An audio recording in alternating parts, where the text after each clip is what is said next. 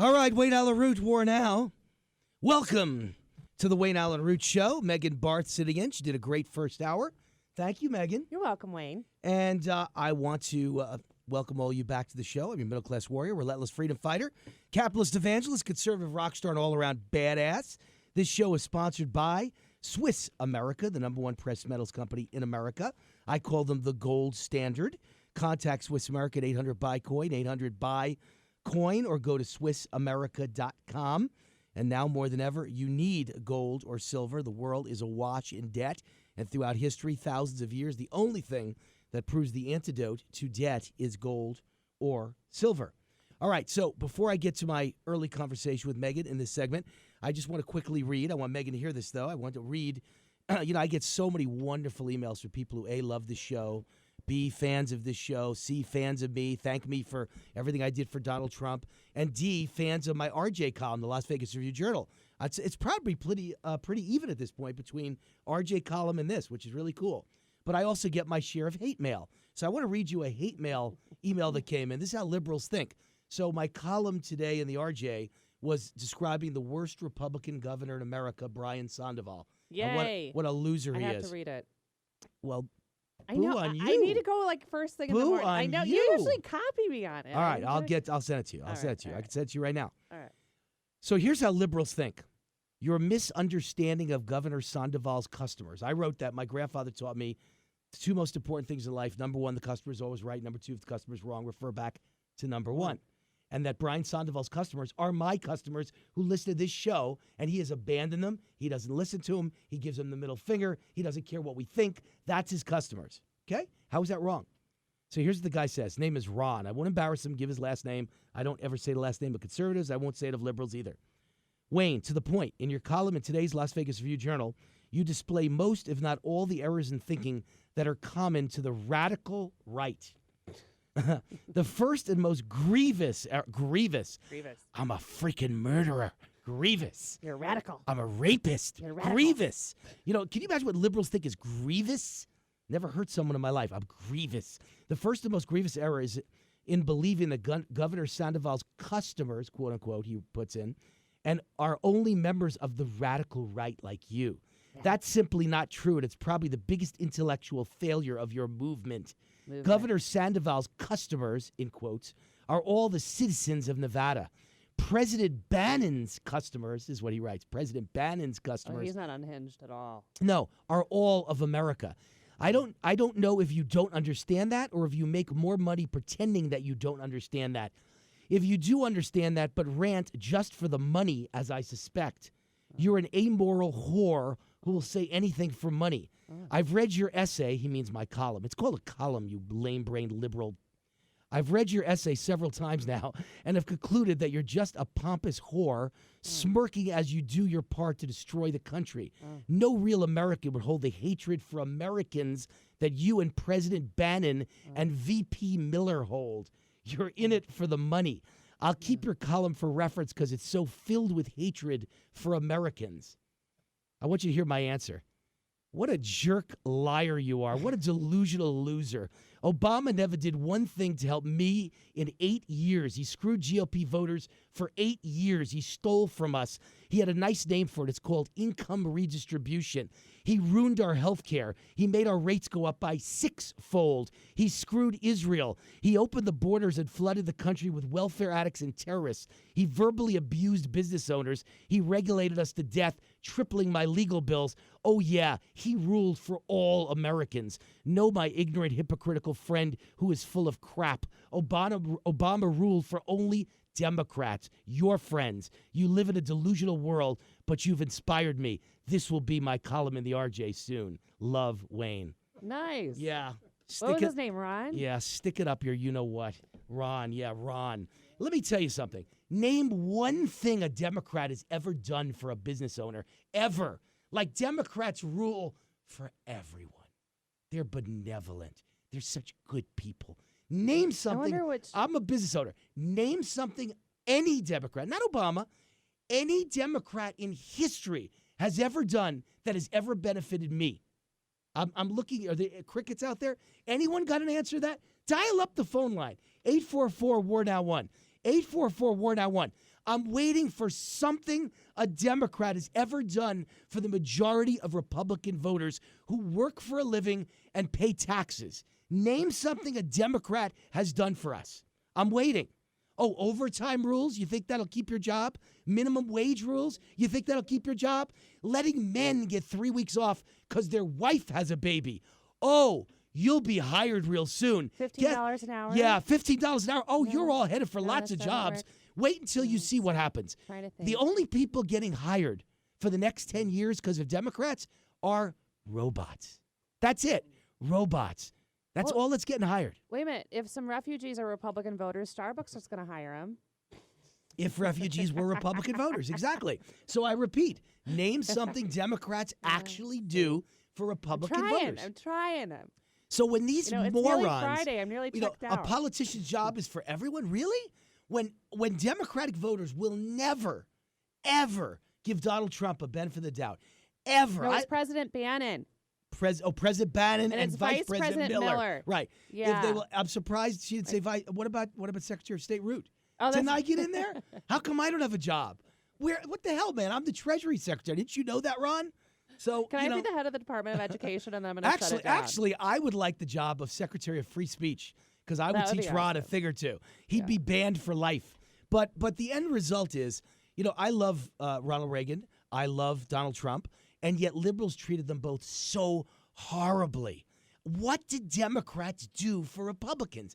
Nothing. They threaten to assassinate us. They want us impeached. They want a military coup against Donald Trump. We're radical. They say we're dumb. We can't have our finger near the nuclear button. They love people on welfare. They love people on food stamps. They love Muslims. And they but what do they do for me? They must have loved the 16 terrorist attacks that occurred under Barack Obama's watch on our soil, right? Well, and how about I think there were 90 convicted radical Muslims from the 7 countries that Trump originally banned in that travel ban that isn't actually a travel ban, but rather just a temporary pause. But they love to call it a travel ban, so I'll call it that. From those 7 countries, I think it was 90 people convicted of terrorism in the United States or attempted terrorism from those specific countries. But, there's no threat. And 300 active FBI investigations into the same. So, do Democrats ever keep my children safe at night? Do they make the military more powerful? No, they're too busy, building new bathrooms and figuring out that there's 38 genders that we now have to kind of decide. Because I'm a white male and because my children are not transgender, they don't do anything for me. Nothing. I'm not Muslim. They do nothing for me. I'm not illegal. They do nothing for me. I'm not gay. They do nothing for me. They don't do. I'm not poor. They do nothing for me. I heard a rumor, though. Yeah, you heard a rumor? Who was my boyfriend? Exactly. Bannon. Obama. Bannon. All right. I just had to read that letter. I just thought that letter was just perfect to describe what liberals are really like. Well, at least it didn't have violence in it. No, they didn't threaten my life, which I've had many of those. Yeah. So, but it's coming. Don't worry. He gave me his full name. Ron That's just why sounds he like he's very lonely. All liberals are lonely. They, the reason and angry. The reason why liberals don't understand taxes is that the typical liberal is single, lives home alone, has no children, and makes like $50,000 a year or less. And so they don't understand the burdens on the life of a typical conservative and Christian who has 4 kids. I have 4 kids. Has a family to support. Has a house. Has a mortgage. Has kids in college. Taxes. Health care because of Obamacare 6 times higher. My God, life is very, very stressful. But you're rich. Yeah, I'm rich. I'm not rich. Thanks to them, I'm rich, and it goes in and it goes out. As Chuck Schumer said, anybody making $250,000 a year is rich, and that's mostly small business owners. And you know how I define me? I'm poor at a much higher level. Right. Exactly. Poor at a much higher level. All right. So, by the way, before we go to ad break, so what was your big topic in the first hour? What were you talking about? I did a little bit on the budget. I did a little bit on Obamacare. I did a little bit on Nashville and the ban that was overturned by a federal judge appointed by Obama in Hawaii. Yes, and I'm writing that column now, and my buddy is seeing Donald Trump tomorrow. He'll be having dinner with him. Good. And he wants to hand the column directly to Donald. So he said, think of your best column to write. So I gave him a couple suggestions, and he picked one. And it was my suggestion that all Muslim refugees now forevermore be shipped to Hawaii. And they will stay there. That's where they will go. They like them so much, let's fill it, and no more tourists will come because tourists aren't going to come. See, everyone lies. It's the not in my backyard theory, right? Right. Everyone loves Muslim refugees, but if you tell liberals even, rich liberals, that they're going to be right by their hotel on Waikiki Beach. No one's going to Hawaii anymore. I was just talking about my so we trip to could Waikiki. kill their whole terrorism industry. It's I'm going to shelter. bury Hawaii if it's the last thing I do. I'm going to, how do you say aloha backwards? I don't know, but I'm about to give you a middle finger backwards aloha. I'm going to send you a message. And here's what got me angry, by the way, because you say, wait, it's just a judge. No, it's not just a judge. It was the Attorney General of Hawaii that brought the suit. Mm-hmm. And he was asked at a press conference, be honest now. The exact law that was just passed, if it had been anyone but President Trump, would you have challenged it? He said, no, I can honestly say I just did it because it's President Trump. Right. So that's it. It's not based on logic. I'm going to bring Hawaii to their knees. I'm going on Fox News. I'm going to demand a nationwide boycott of all 62 million Trump voters no longer vacationing in Hawaii. I'm going to bring Hawaii to their knees. I've had it. I went there last year in Waikiki. I've been there 50 times. I love Hawaii. I'm not going But anymore. Waikiki has turned into basically a housing shelter. Oh, it's all for homeless people in tents? Oh, my God. That's it. You drive down, I think it's Anamoana Boulevard or whatever. Yeah, I think that's the name. Anamoana. Yeah. It's all tents. It's all homeless people. They have taken over the entire I have a Waikiki better name. Strip. It's Imawana Food Stamps. Imawana Food Stamp Boulevard. Imawana Muslim refugee camp. I want every Muslim refugee to be sent to Hawaii. From now on, that's the Ellis Island How do you of say Muslim Alawala refugees. Akbar in Hawaii? Alawala Akbar. Alawana Aloha. Food Stamp. Alawana Welfare Check. Aloha Akbar. How do you say aloha backwards? Wait, I got to spell it and see. Is it the same thing spelled both ways? Wait a minute. No. It's O-H-O-L-A. Ahola. Ahola. Ahola. Yes, you're a whole lot of You're in a whole Muslims. lot of trouble, buddy. You're in a whole lot of Muslims. A whole lot of trouble when Wayne Root goes on Fox News and says nationwide boycott. Because I did not explain this to you. You know how liberals think we're so rich? You're right. Nobody with money is going to ever vacation in Hawaii after I get done with you. So all that's left is Yemen people and Somalia vacationers and Iraq and Iran. Did I leave anyone out? There's another country. Oh, Syria. Yeah. I can't wait to see the crowd that comes from Syria to vacation on Waikiki Beach. I can't wait. Aloha Akbar. Yeah. And by the way, this is what the Attorney General said. Number one, Attorney General Hawaii. Number one, he wouldn't have brought the lawsuit if it wasn't President Trump, even if it was the same exact law. And number two, he worries what this could do to Hawaii tourism. So that's why I know. So he's not worried slip. about 62 million upscale and wealthy college-educated Trump voters. He's worried about the ads running in Syria for Aloha, Akbar. come to Hawaii from Syria. This is how mentally ill liberals are. They are mentally ill. Maybe Ron will go to Hawaii. Your fan Ron. Yeah, Ron. Liberals will keep Hawaii going. Right. That'll be it. The entire Hawaiian economy will be run by high school teachers from Las Vegas who are all extreme Democrats who get their $30,000 checks and complain all day long while they have the entire summer off and get off at 3 o'clock each day. And unlike me, I never have a vacation. I haven't been to Hawaii, by the way, in 5 years. I've been there 50 times in my life. I haven't been there in 5 years. I hadn't either. I have no time. I was shocked. But I can't go now because now I can't ever go again because now I'm telling everyone else not to go. So now Hawaii's off my list too. So, we'll go to New Zealand. New Zealand's cool. Yeah. That's where everybody's leaving America and going to New Zealand when they give up their citizenship. That's right. All right, we're going to an ad break. We get back. We've got the next mayor of Henderson, I hope, Rick Workman, in studio. He is only Republican candidate with a serious chance to win for mayor of Henderson. I know there's like a 19-year-old kid running. Rick Workman is my choice for Henderson mayor, and he's a great guy, and he's here in studio. And it just so happens I'm holding a fundraiser at my home tomorrow night for Rick Workman, and you're all invited. Hopefully he's got an email address or a phone number for everyone to call that they can register and RSVP for tomorrow night's fundraiser at my home at Anthem Country Club, because we want to raise money and elect Rick Workman, my buddy, as mayor of Henderson so that we don't get low-income housing put into Henderson, and so our taxes are not hiked up and our property taxes are not hiked up. I'm counting on Rick to save us. All right, we'll be back with the next mayor of Henderson, Rick Workman. I'm Wayne Allyn. Megan, say goodbye. Goodbye. Megan, you look beautiful today. Oh, well, thank Absolutely you. gorgeous. Really? Yes, gorgeous. Wow. Wayne Allyn, War Now. Yes. There's a need big to go battle out somewhere. there. Battle for America. Battle for our soul. Aloha. Battle for the middle Mahalo. class. Battle for the taxpayers. And this is war.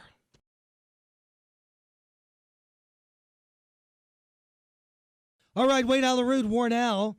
I'm daring all of my listeners to do two things. First of all, call in and tell me what Democrat has ever ruled for all the people and done anything good for me as a Republican business owner in my entire life. That's number one. And number two, I'd love you to call in with suggestions for what we can name after Harry Reid, because they want to name the Harry Reid Airport, McCarran Airport. They'd like to rename it Harry Reid Airport.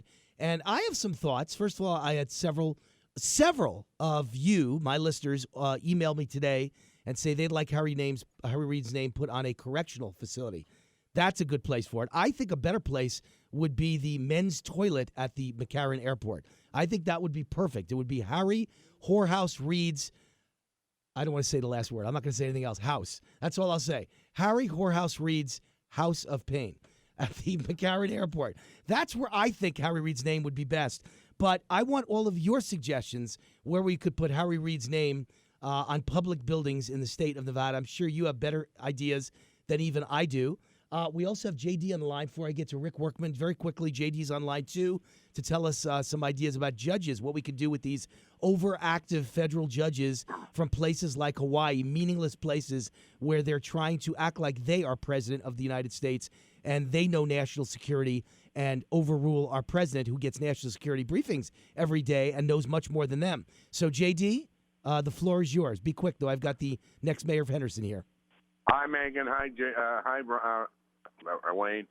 Yes, from 1924 to 1954, I believe under 5 presidents, there was no immigration into this country. It was completely barred, so all the prior immigrants could assimilate. I think he could rock the world and ban immigration from the world, and he has that authority, as 5 other presidents have done.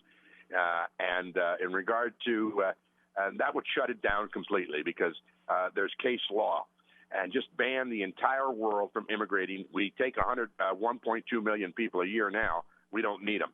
Regarding the porta potties would be great for Harry Reid, that you see all on the construction sites all around town, the Harry Reid porta potties. You didn't give me much notice, but the welfare office maybe would be a good one.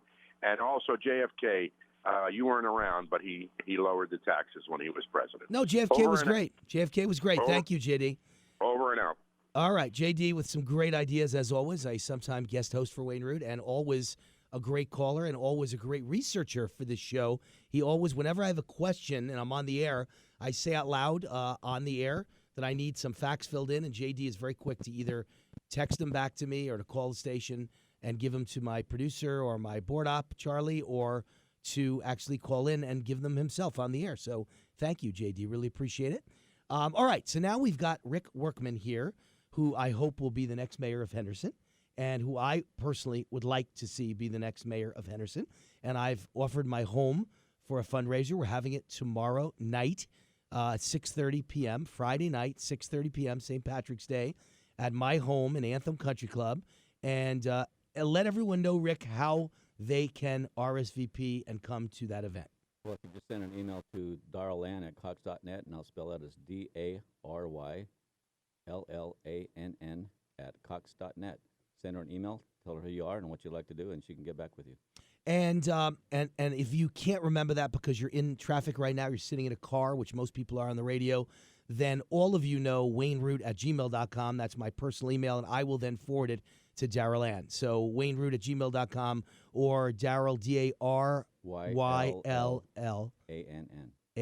Darryl Ann. Okay. All right. And let's talk about your record. Let's talk about the record of your main opponent for mayor of Henderson, Nevada, my town, where Anthem Country Club is located. Her name is Deborah, and I won't even say her last name because she doesn't deserve to get the publicity and the branding. But you're running against Deborah, who is a Democrat, who doesn't want anyone to know she's a Democrat. She changed her registration just recently, correct? Well, actually, I just checked yesterday, and her registration still shows her as a Democrat through the county registration office. But what she's done is the Secretary of State's office has a form that has to be filled out occasionally.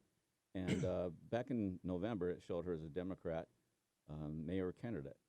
In February, I checked it again, and she has changed it to undisclosed.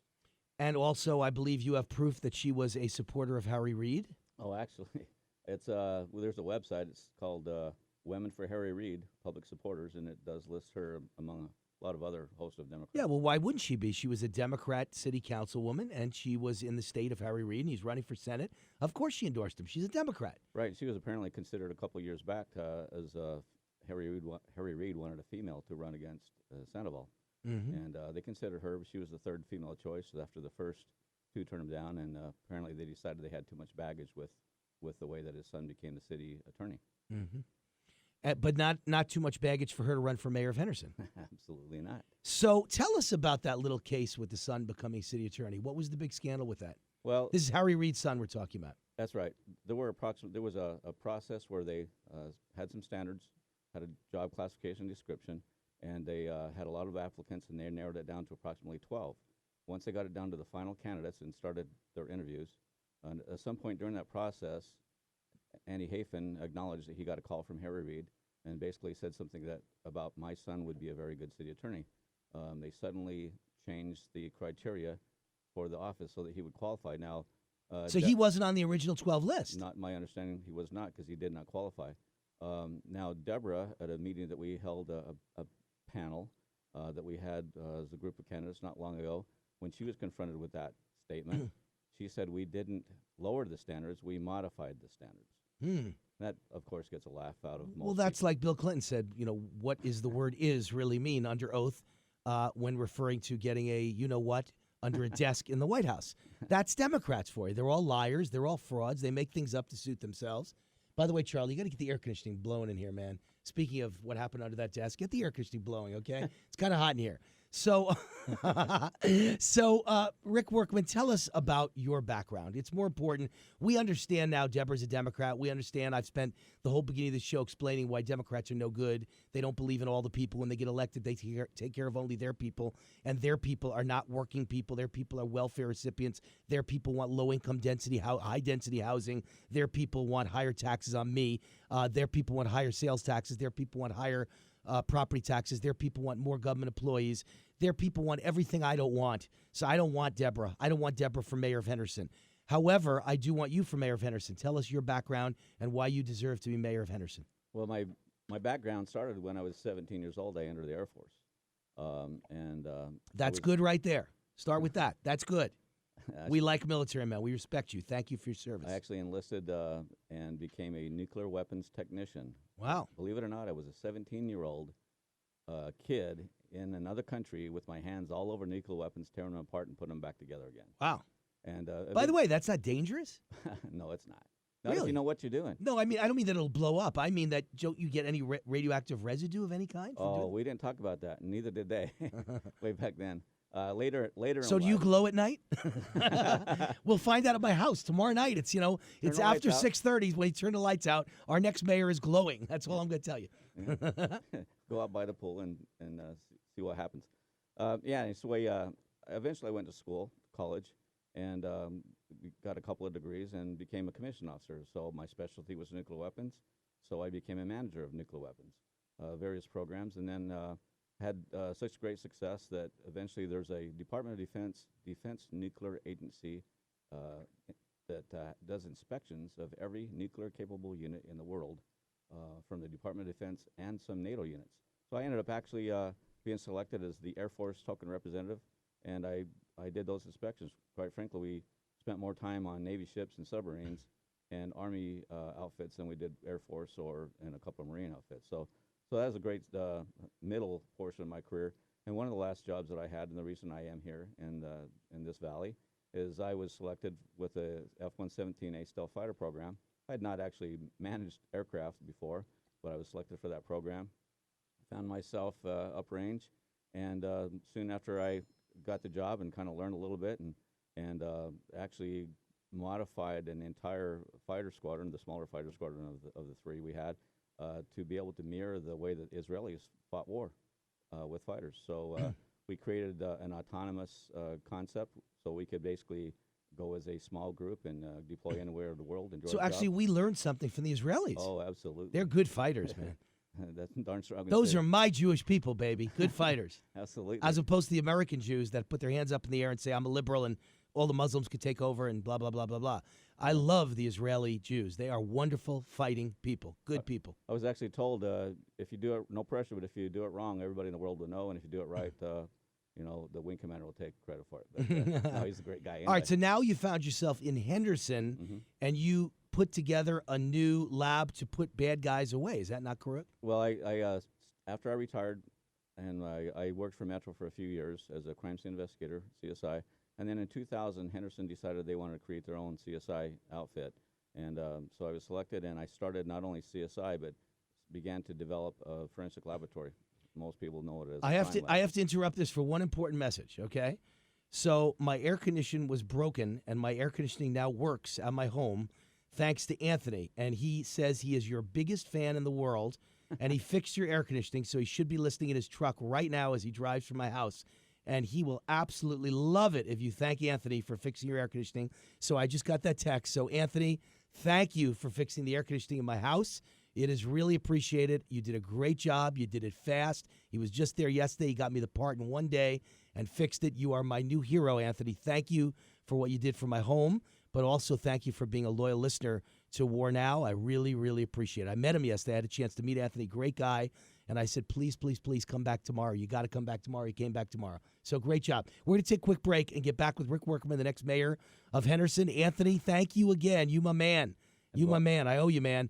Rick, when we get back, I want to hear about your work as a CSI investigator, putting bad guys away. I understand you've done an incredible job, and that's the kind of job he'll do as the mayor of Henderson. And I want to talk about low-income, high-density housing that could be coming to Henderson. If you're mayor, you're going to fight to stop it, right? Absolutely. All right, and Deborah's not going to fight to stop it, right? That's her project. She actually started this project. Oh, my gosh, we got to stop Deborah. We've got to stop Deborah from being mayor of Henderson. Rick Workman, remember that name. If you live in Henderson and you listen to this show, you will be letting Wayne Root down if you do not go out and vote for Rick Workman. Early voting starts when? Saturday, the 18th. Saturday, the 18th. Is that this Saturday? This Saturday. Early voting starts this Saturday, and then the election is April 4th? Well, we go for 2 weeks with early voting, and then the final day is a Tuesday, April 4th. Tuesday, April 1st. So this Saturday till April 4th, you have got to vote for Rick Workman. Do not let Wayne Root down. Vote for Rick Workman. I believe in branding. Vote for Rick Workman. Vote for Rick Workman. Vote for Workman. Rick, got it? We'll be right back.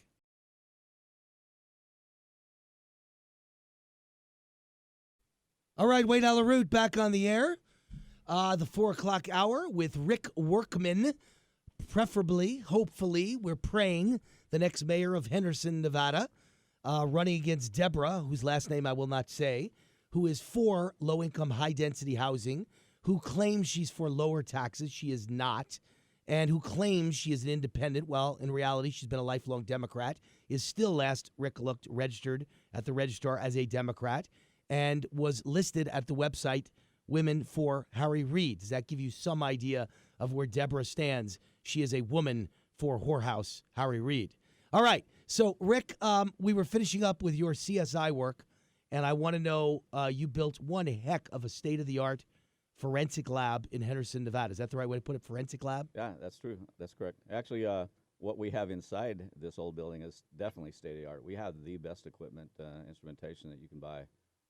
And we're in a tiny little building right now, and that's another one of my side projects is to develop a major new big lab so that it'll look like the ones on TV. But you put the whole thing together from scratch? Absolutely.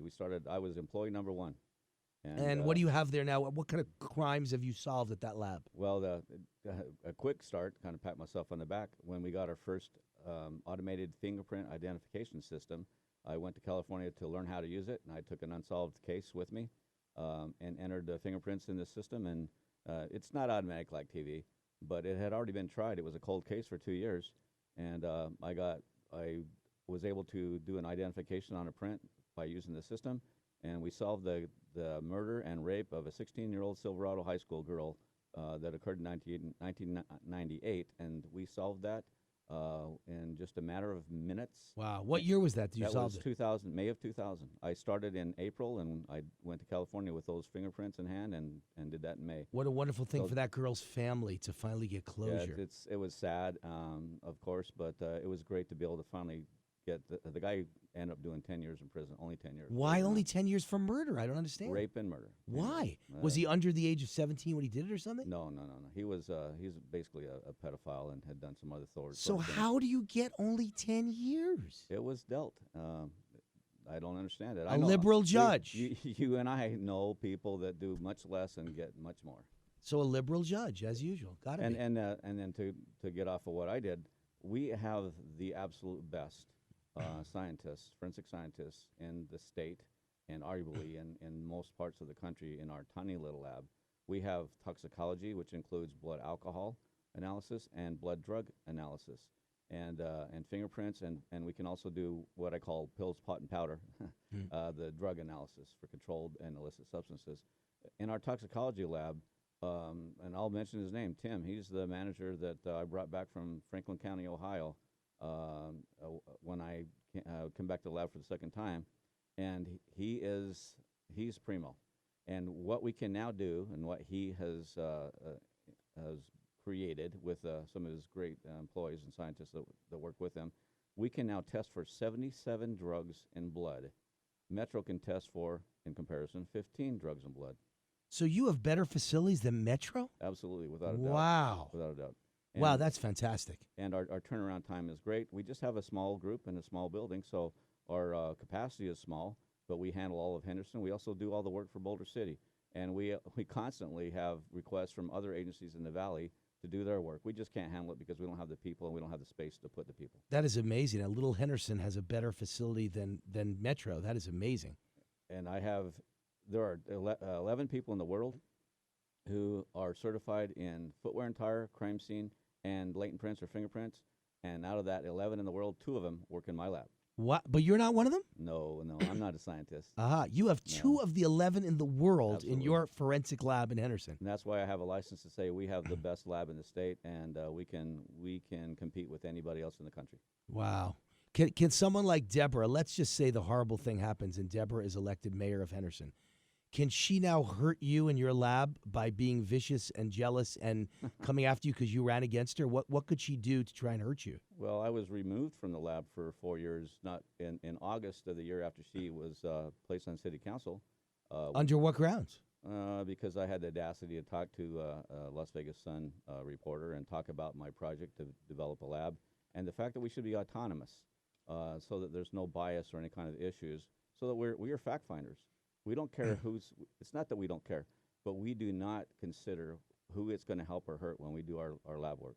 We just want to find the facts. All right, let's take a very quick break. And when we get back, the final part of the show, I want to talk about taxes and low-income, high-density housing that could be in store for Henderson that Deborah has fought for.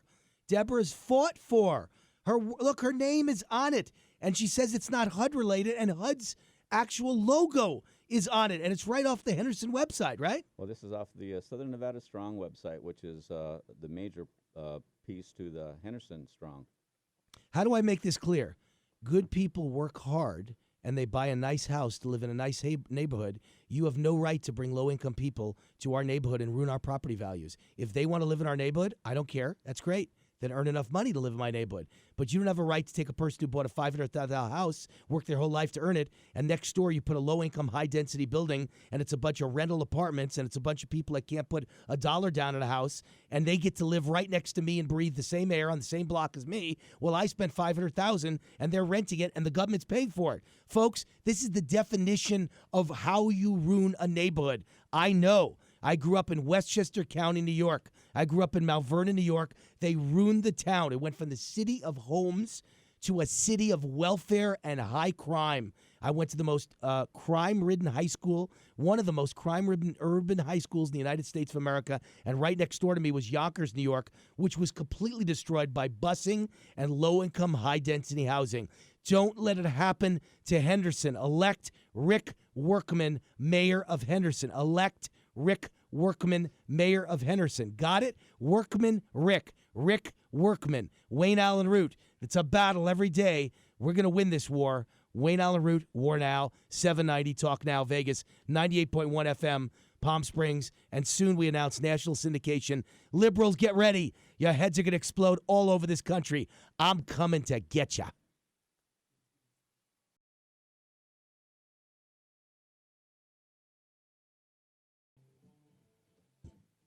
All right, Wade Allyn, War Now.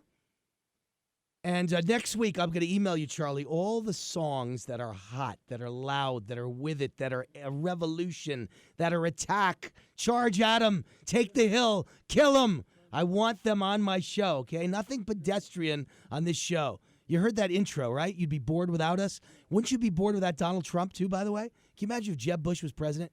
We'd all be getting along. Everybody be happy. We'd be singing Kumbaya. We got Donald Trump, man. We're at war. I love it. I love it. I'm like that guy in, what was that movie where he said, Robert Duvall said, I love the smell of napalm in the morning. You need that song that they play on the helicopters. Yes, that's a great song. That's one of the great classical songs of all time. I love that song. We should get that. And I think I put that on the original list I sent to Jameson. So, that's when you listen to my radio show, War Now is like, I love the smell of napalm in the morning. That's what this show should remind you of. Because this is like Donald Trump on steroids, This show is like wall-to-wall intensity and energy. All right. So we've got Rick Workman in studio, the next mayor of Henderson, Nevada, I hope. And I'm pushing for. I am prodding. I am aggressively asking you to please vote for Rick Workman if you live in Henderson, Nevada. Early voting starts this Saturday. Where do they find out where they go? A lot of people just don't know, Rick. Where do you go online to find out where you vote? You can go to the county registrar's office or the city's. I don't have the address with me. But it's like the website right, for the city of Henderson. Yeah. Where do I vote? Maybe you Google, where do I vote in Henderson, Nevada? Absolutely. And most people, well, I hope so. And most people that are registered should have received within the last couple of days a sample ballot. I got a booklet. I got a booklet in the mail. It's very easy to find my name. There's only two races listed. And I'm in the mayor's race, and I'm at the very bottom, so it's easy to find the guy named Workman. And what's the other race? Council? Council. Okay. And who's the right person to vote for in the council race? Carrie Cox. Carrie Cox. C-O-X. Carrie Cox. C-O-X. Carrie Cox for council, Rick Workman for mayor. Those are the Republicans in the race that have a chance to turn this city around. We want to keep the taxes low. We want to keep our city safe. Police always, Republicans always like the police. And we want to make sure that we don't have too many government employees and too many overpaid government employees. Somebody, I don't know if it was you, someone sent me an email that said Henderson has like 1,200 government employees and 1,000 of them make over $100,000 a year. Could that be true? And could that have been you? It wasn't me. Somebody sent that over. Are there 1,200 government employees? I don't know what the numbers are. I think it said 1,200 and 1,000 or more make over $100,000 a year. Is that even possible? Does everybody make $100,000 a year in government? Now, you as the head of the forensic lab, I get it. But does every person that worked for government, the secretaries, the janitors, the school teachers, my gosh, everybody makes $100,000 a year? Those folks don't do it. They don't get that kind of money. Well, somebody's getting that $100,000. There's some very well-paid managers and assistant directors and department directors, and quite frankly, I'll tell you right now, publicly, because I say it all the time at work, there's some of those folks that earn it, and there's some that where we don't even need that position to be filled in the first can place. you get rid of them in that position, or you have to wait till they retire and then not fill it? That's my question. Well, the mayor and council are the ones who approve the budget, and they also hire the city manager and make sure the city manager does his or her job, and there you can remove budget for certain positions. There's a lot of ways that you can cut the waste. All right, so time has flown. We're almost up. High density, low income housing. Deborah's for it. How do you know she's for it? Tell us the proof. Well, frankly, she is one of the leads in the Southern Nevada Strong, which was as a component, or actually the Henderson Strong is a component of that one. But she started Henderson Strong, and actually on the HUD.gov website, Henderson is given full credit for encouraging the rest of the valley to come on board. And she's said many times, or folks have said many times, that it is not a HUD project. I got a piece of paper in my hand right now. It says Southern Nevada Strong. It's from their website. And larger than the text is a huge U.S. Department of Housing and Urban Development logo. And it frankly says the city of Henderson led and managed this project on behalf of Southern Nevada Planning and Regional Coalition. All right, we got to let Rick Workman if we don't want low-income, high-density housing in Henderson, and we want safe streets, and we want low taxes, low property taxes. Rick, how do people reach RSVP for the fundraiser for Rick Workman at my home tomorrow? Quickly, my home, 6:30 tomorrow night. Daryllann, DARYLLANN at Cox.net. All right, that's Daryl Ann Sullivan, who is the former head of the Women's Republican Club at Southern Highlands. She is a great lady. I'm friends with her and her husband, Bob. Great people. Give the email one more time. DARYLLANN, Daryllann at Cox.net. All right, or email me, wayneroot@gmail.com. We'd love to have you at our home tomorrow for Rick Workman, Mayor of Henderson. Rick Workman, Mayor of Henderson. Rick Workman, Mayor of Henderson. Rick Workman, Rick. Rick Workman, Mayor of Henderson. Vote early and often. Early and often. Early. Jobs for middle-class white guys. They're all being taken by foreigners who come here and work for lower wages. And so we've got nothing left anymore. If you lose your job and you aren't, a Harvard graduate, there's really nothing out there for you. And so I'm just wondering whether you've seen any of this kind of pattern developing among your listeners as well. Is it just Wayne Root? I don't know. No, you're right. It's exactly happening across the country. When you think about it, look at Starbucks. They're willing to give jobs to 10,000 refugees as opposed to combing some of the major cities around the country and grabbing some of our vets that are homeless, some of our people that are homeless, to help them get back on their feet. God forbid we should do that. But, you think about the hand up that the government gives everybody. If you want to get some help, you got to go into these help centers and either tell them you're here illegally, tell them you're a refugee, speaking of broken English, because if you walk in as just a regular white guy who's out of work, you go to the bottom of the list. Because, don't forget, Wayne, we've had privilege all our lives, right? We've had white privilege, and that's given us a leg up, even though there's more of us that are homeless than any other group out there. Right. I mean, I was talking about that on the show yesterday, this crazy idea that colleges around the country teach courses in white privilege. So explain to me what's happening. Why are there 5, just that call in? That could represent maybe there's 100 or maybe there's 5 dozen. But whatever it is, there's 5 white guys who are homeless just among my listeners who are willing to admit it. Who knows how many they represent? And so where's the white privilege? When you're black and you're homeless, when you're Mexican and you're poor, you blame it. There's a crutch. Oh, it's because people of color are not liked in America. Oh, the government treats us badly, right? If you're white, who do you blame?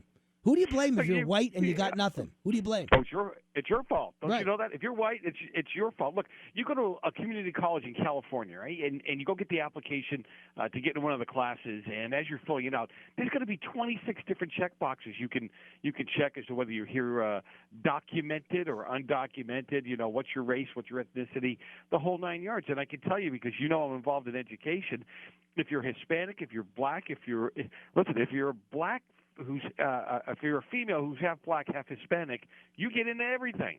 Right. They're not going to kick you out of anything. If you're a white guy, they put you at the bottom of the list, and they'll look at you and say, look, we have to wait till we fill the class with those that are less fortunate than you. Well, listen, lady, you see that cardboard box? That's my home right there, that cardboard box. Well, they don't care. They think here. that's an apt punishment because you're white. And we have taken advantage of the world. We're meanies, and we're not nice, and we're nasty, and white men have, hurt the Indians and taken over the world and took over vast swaths of America we didn't deserve. These are all the thoughts in crazy liberals. It's really just an amazing thing. I'll tell you a funny story. So I opened the 4 o'clock hour of my show today. We're talking with Joe Messina, who's a fantastic talk show host. His show's called The Real Side. He's got a great new book out called The Ramblings. Go ahead. Yeah, Ramblings of a right-wing, Bible-thumping white guy. There you go. My eyes had just focused on the title when you got in there and got it. And so, I opened the show by reading a letter that I get so many letters each day from my listeners. And also I've got the column in the Las Vegas newspaper, and I get tons of mail about that. And today's column was about the worst Republican governor in America, Governor Brian Sandoval, our governor, who's just awful. I mean, he is just a Democrat in a Republican next to his name. He's a rhino. And he's done some really bad things. He's raised taxes. He's raised spending. He was the first Republican governor in America to accept the expansion of Obamacare to Medicaid recipients. Just terrible stuff. And passed the biggest tax increase in the history of this state after winning a landslide election. Just what a turncoat. What a traitor to Republican values.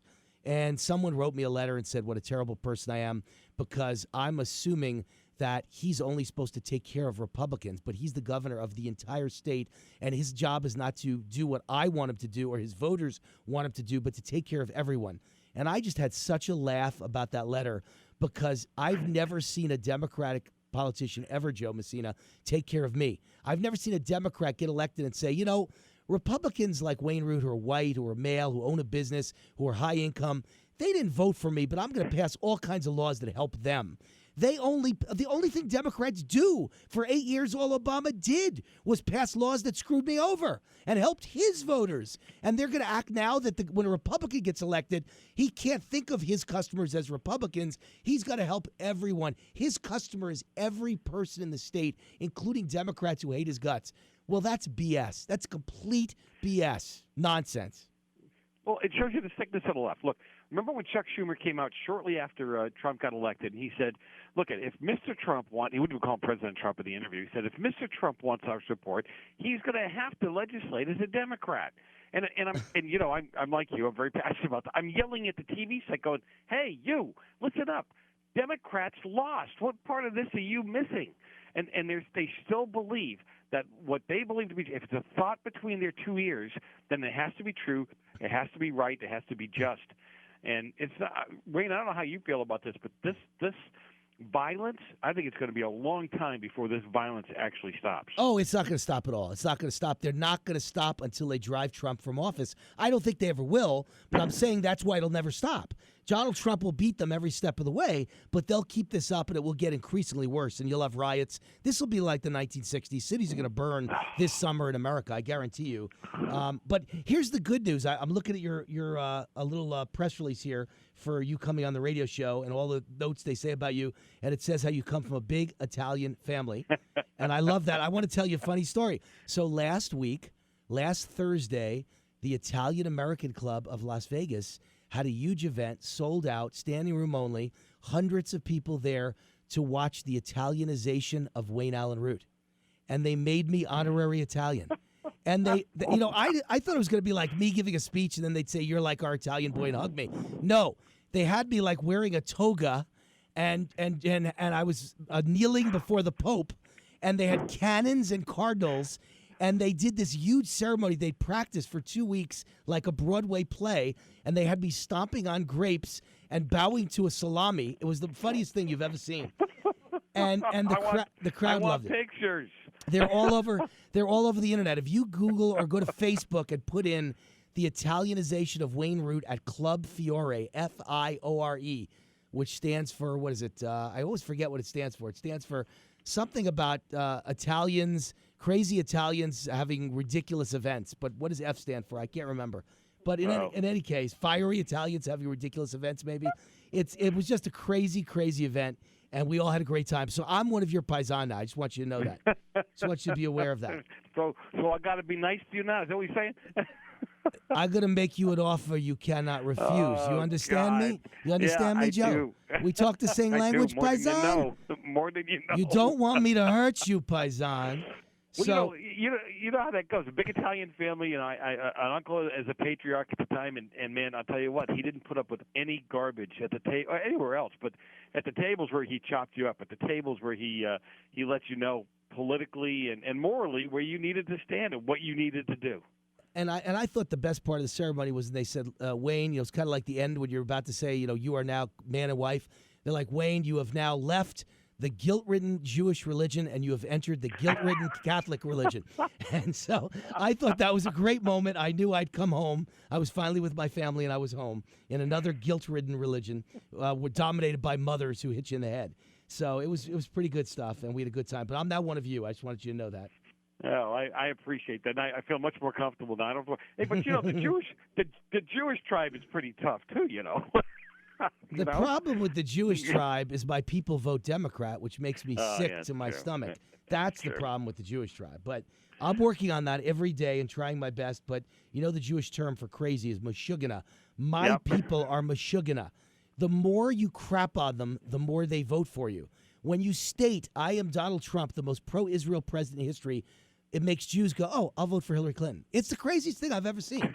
I stand for radical Muslims, and I won't say the word Muslim in the same sentence as terrorist. Oh, let's vote for that guy. What? Really? Are you nuts? Wait a minute. Doesn't everyone who hates Jews says Jews are rich, Jews own businesses? Well, okay. So now when you tell Jews I'm against business owners, they say, oh, I'll vote for that guy. And I'm gonna tax wealthy people to death. I'll vote for that guy. Really? Are you a self-hating person? The whole Jewish religion is like self-hating. It's amazing. Yeah. Amazing I stuff. got a kick out of it, but you know what? They're also loving people. You know, Well, I've they're got a also lot very of- they're also very smart in every way. They're brilliant except politics. I call them the brightest people in the world, except politics, the dumbest people in the world when it comes to politics. They just don't get it. All right, Joe Messina, author of a great book called Ramblings of a Right-Wing, Bible-Thumping White Guy. The Jewish Democrats will love that title. And and I always love to have him on the show, and he loves to have me on his show. We're crazy, two crazy friends who now Joe did realize we're both Italian. I just want him to realize that. I've joined your tribe, okay? Wayne Allyn, War Now, Joe Messina. Where can people find you? What's the website? Just go to therealside.com. Everything you want to know about me and probably more is there. And probably more. And I even leave out some of the negative stuff. Therealside.com. Hey, Joe, thanks for coming on. Thanks for having me. Wayne Allyn, War Now. The entire rest of the show is dedicated to your calls. 844-WAR-NOW-1, 844-WAR-NOW-1, toll free, 844-927-6691. I don't care if you're in California, if you're in New York, if you're in Illinois, if you're in beautiful, wonderful Texas. I love Texas. All my exes come from Texas. And so no matter where you are in this great country, that number is toll free, and you call from anywhere. 844-WAR-NOW-1. I'm Wayne Allyn. This is War.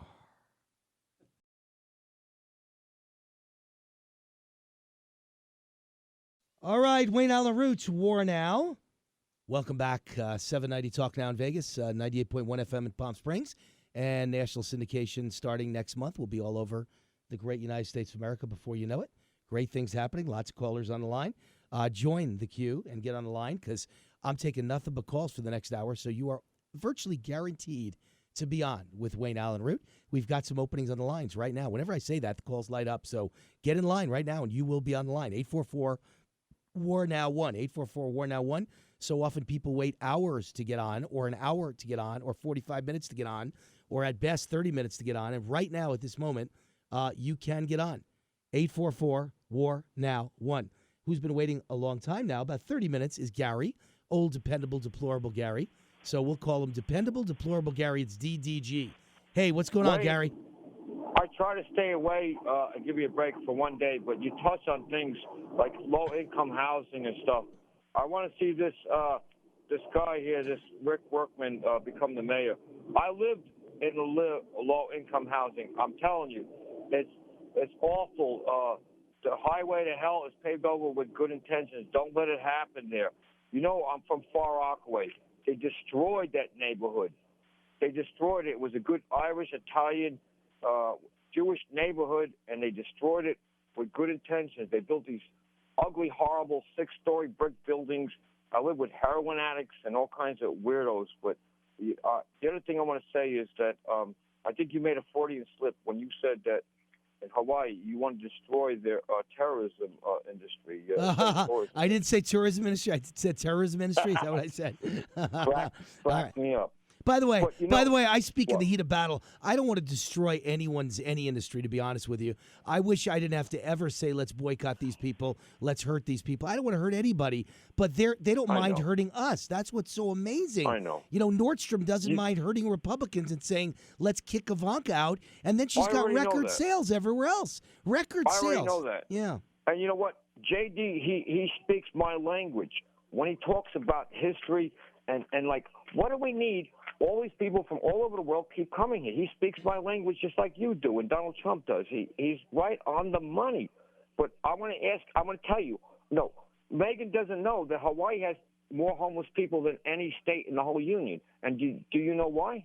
Well, they have the highest welfare benefits, right up there with California, I believe, right? Well, they're in Hawaii, for one thing, and the average temperature is 80 degrees. They can't just get out of there.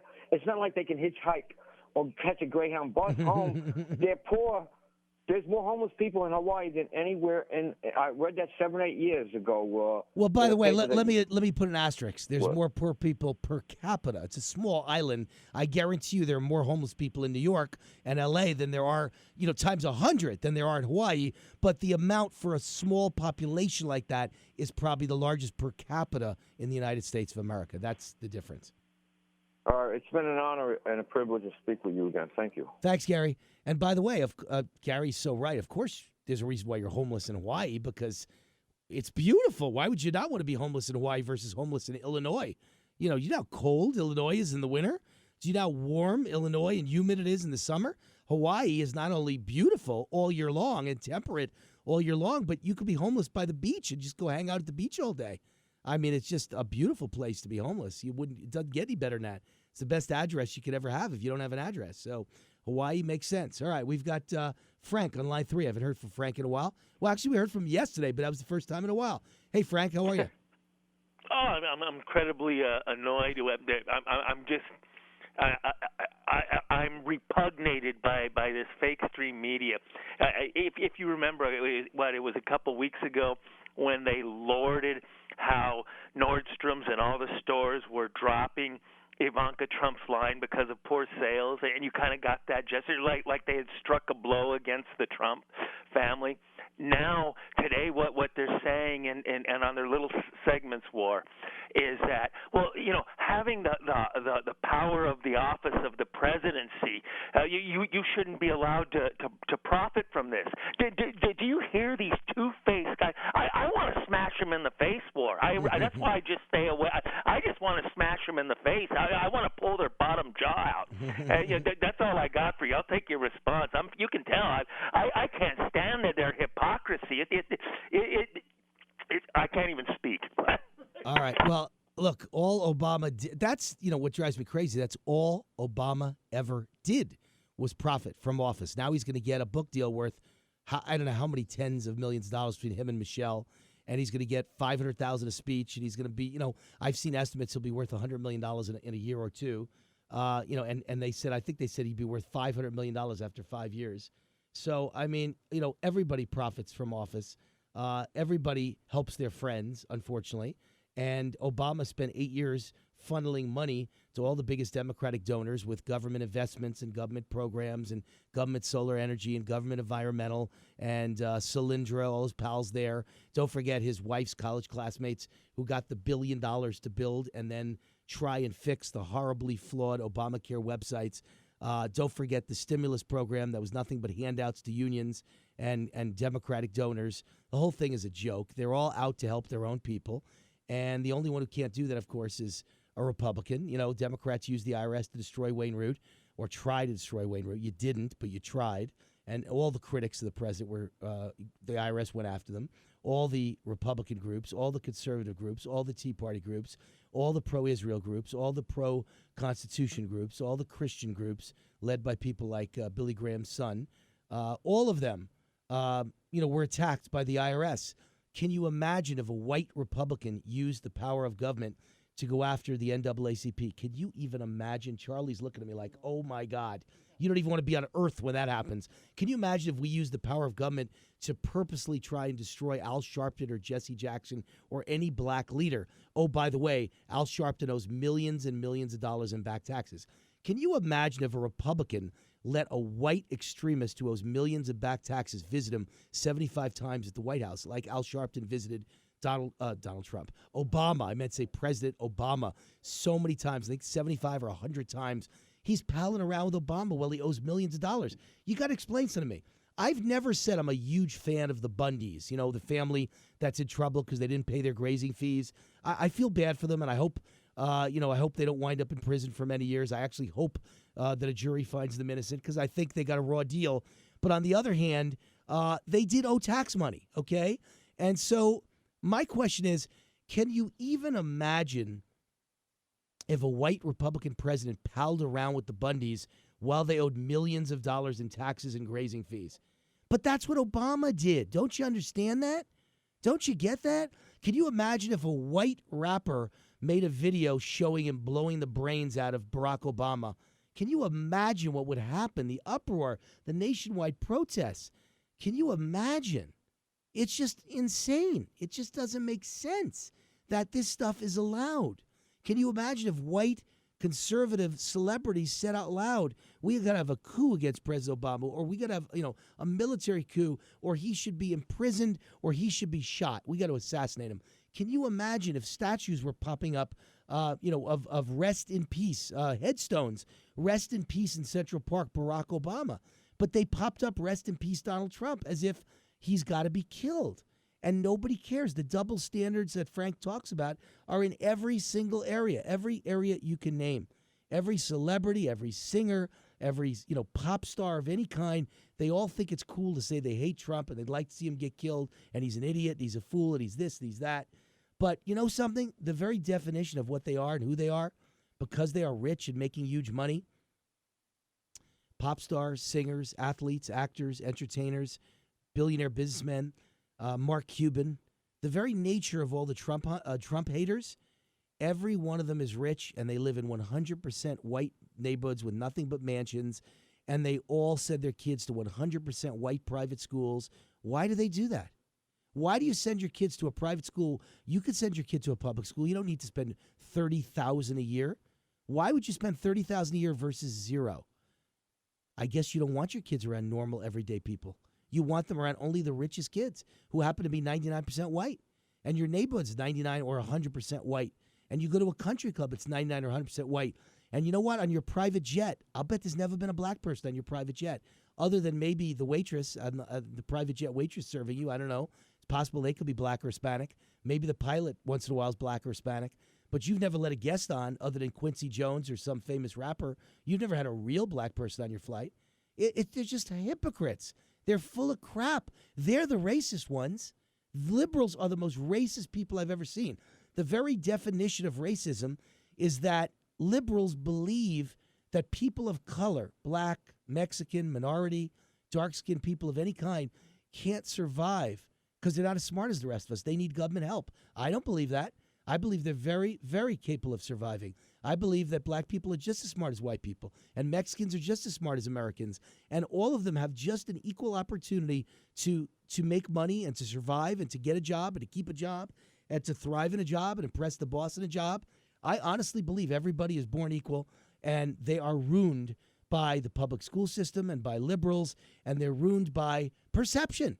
They're told again and again by liberals, you can't make it in a white man's world. So pretty soon they start to believe it, and they start to do poorly on exams. And they start to believe they're better off playing basketball than studying for an exam. And pretty soon it's a self-perpetuating disaster. That's why they don't do as well. And the proof that I'm right is that in New York City, how many of you know this? It's an amazing statistic.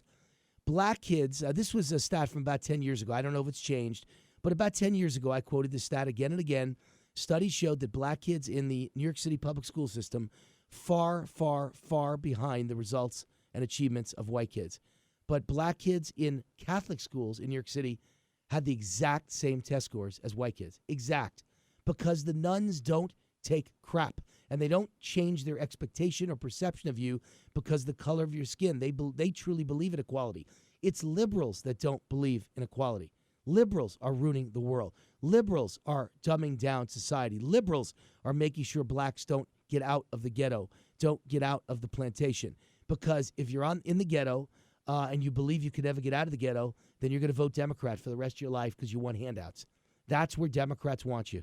That's the real truth of the situation. Wayne Allyn, War Now.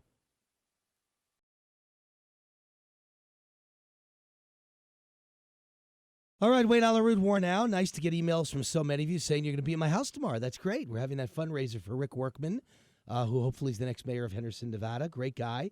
Deserves your support, deserves your vote, has my endorsement. And so many of you said you're going to be attending, and I look forward to meeting you tomorrow.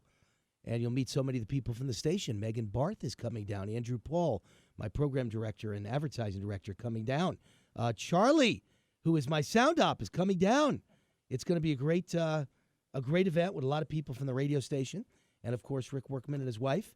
And some great political speeches and great political talk and great camaraderie at the Wayne Root residence tomorrow.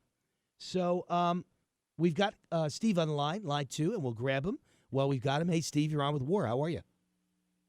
Hey, how are you doing, War? It's nice to be able to talk to you personally. I've been listening to your show almost probably from the very beginning. This is a first-time caller, I think, right? Contact you. First-time caller? Yeah, first-time caller. Welcome. I've wanted to call you many times. I've tried, to do the email. I talked to Andrew Paul, and your box is full of mail every day, so I can understand that, you've got a lot of irons in the fire, as they say, going at the same time.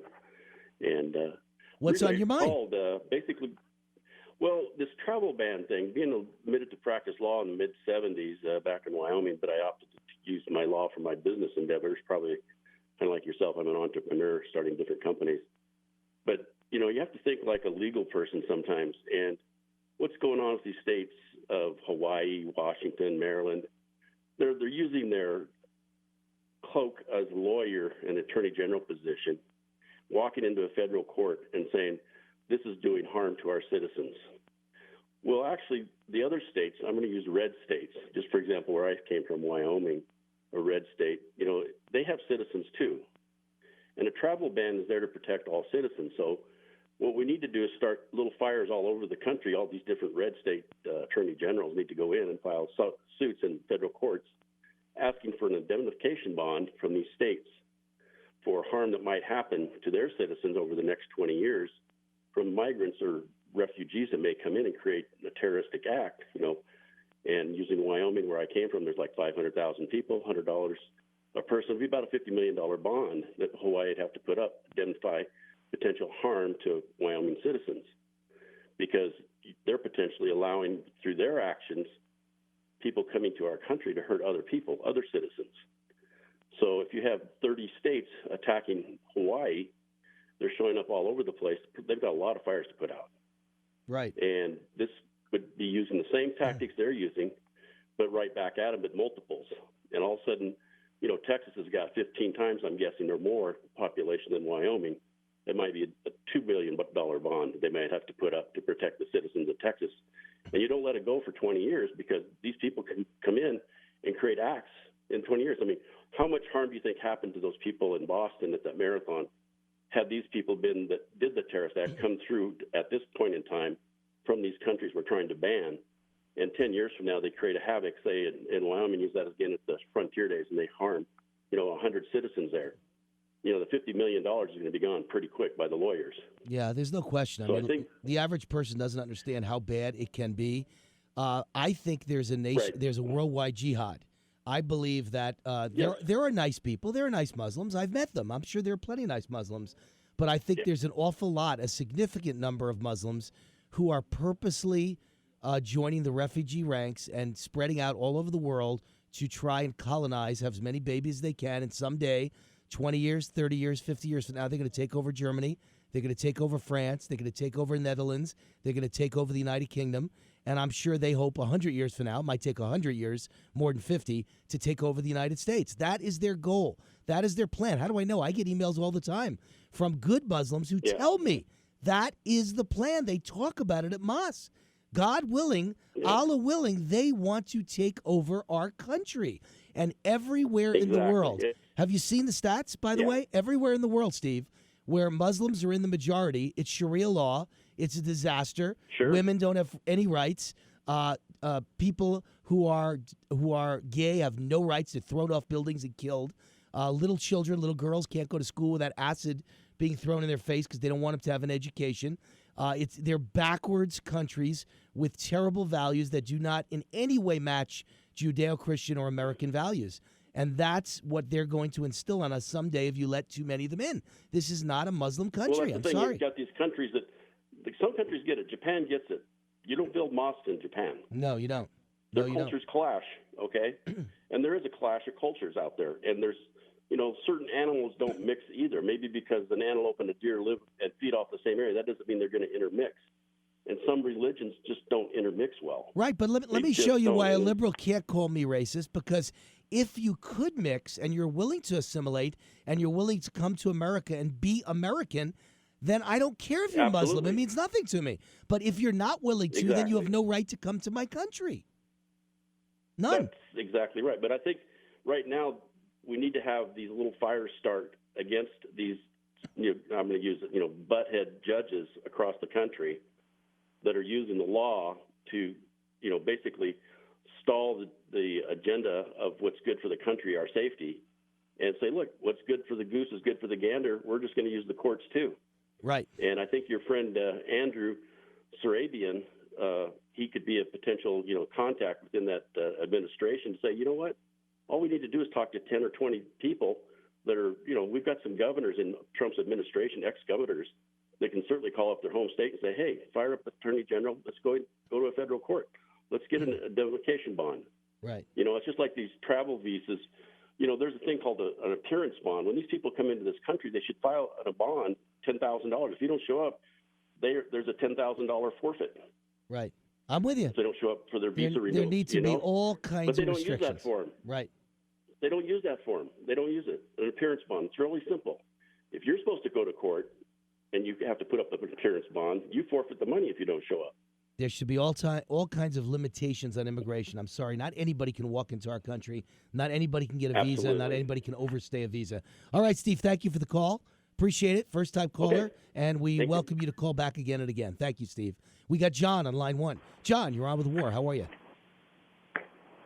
John, you're on the line. How are you, John? I'm good. I haven't talked to you in a while. I'll just try to go over some of the things. You know, they're on health care right now.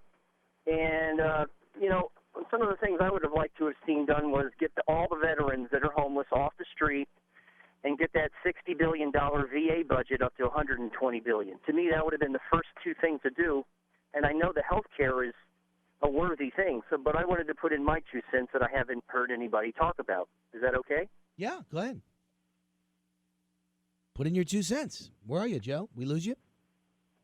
No, okay. So, one, in 1791, they already knew about health care like this. George Washington, Thomas Jefferson, Ben Franklin already knew about this, okay? But let's move up to currently. It should be titled pre-existing condition or denied health. Joe, we're losing you, and it just doesn't make for good radio when we lose somebody. So I'm going to have to say, call back when you get better reception. Call back on a landline. Sorry, Joe. All right. I never like my audience to hear calls that go in and out. It just doesn't work for anybody. We're going to take a quick ad break, and when we get back, we'll take more of your calls. 844-WAR-NOW-1. Maybe Joe will call back with a better reception or a landline. 844-WAR-NOW-1. Also got a great email from John, a listener of the show. If we really need to name a public facility after Harry Reid, how about the sewer treatment plant on Vegas Valley near Hollywood? Thank you, John. I think it's a great idea. The Harry Reid sewer treatment plant on Vegas Valley near Hollywood, a perfect venue to put Harry Reid's name on as a lasting reminder of the kind of crap that he fostered upon all of us. Sewer treatment plant for Harry Reid, or maybe a men's bathroom at McCarran International Airport. That was my original thought. I think either one is great news. Let's listen to some of our wonderful sponsors. When we get back, more calls from you. 844-WAR-NOW-1.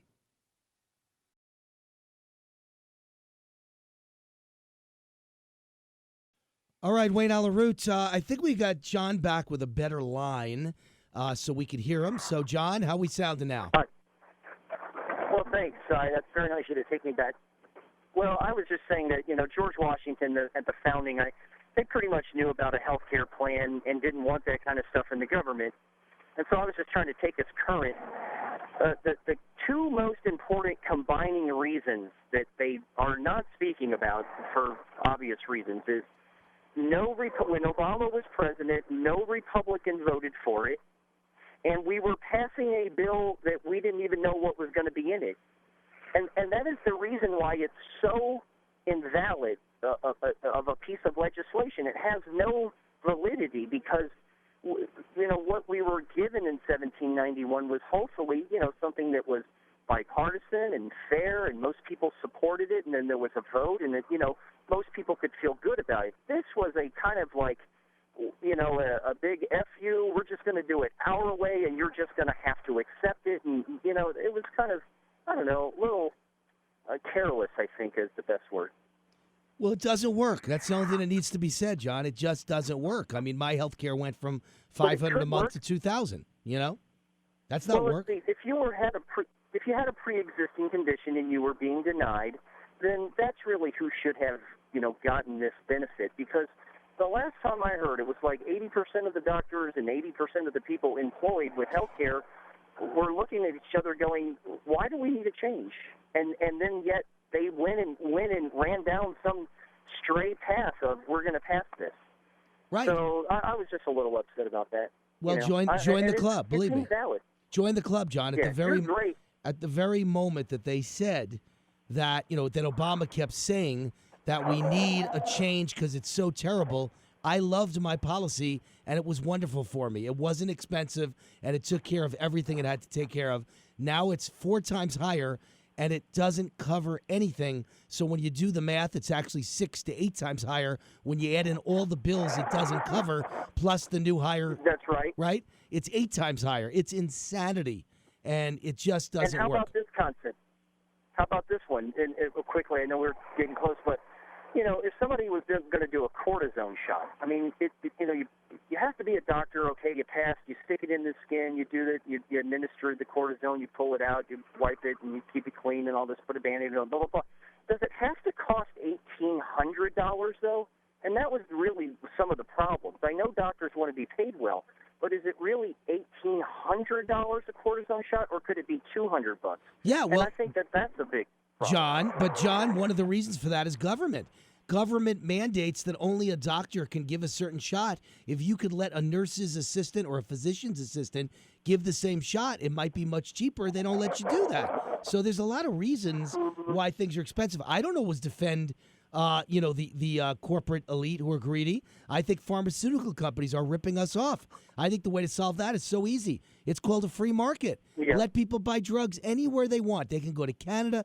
They can go to Mexico. If a drug is sold for $18 a pill here and it's sold for $1 in Mexico, you should go buy it in Mexico.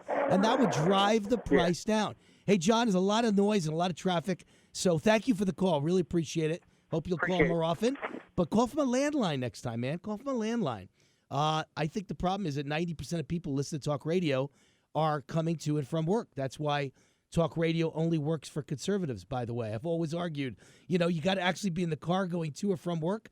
Liberals, aren't going to work. And that's why talk radio's it's failed every time. Liberal talkos can never make it work because the people driving in the car going to and from work love common sense that comes out of the Wayne Roots of the world and the Donald Trumps of the world, and they laugh you out of the building if you're Mario Cuomo or Andrew Cuomo or Rachel Maddow. People who go to work would never listen to a Rachel Maddow on the radio. They'd laugh in her face. They'd laugh at any garden variety liberal. Alec Baldwin, Sean Penn, George Clooney. The list is long. Hillary Clinton, Bernie Sanders. None of them could ever play on talk radio. It doesn't work. People at work and pay taxes would never listen to your crap. Wayne Allen Root, WAR Now, 790 Talk Now in Vegas, 98.1 FM in Palm Springs. Soon to announce national syndication all over this great country, coming to a liberal near you to make their heads explode. I promise. Have a great night. We'll see you tomorrow, and all the cops out there and all the first responders and all the military. You take care of yourself. We're praying for you. Be safe. God bless. See you tomorrow.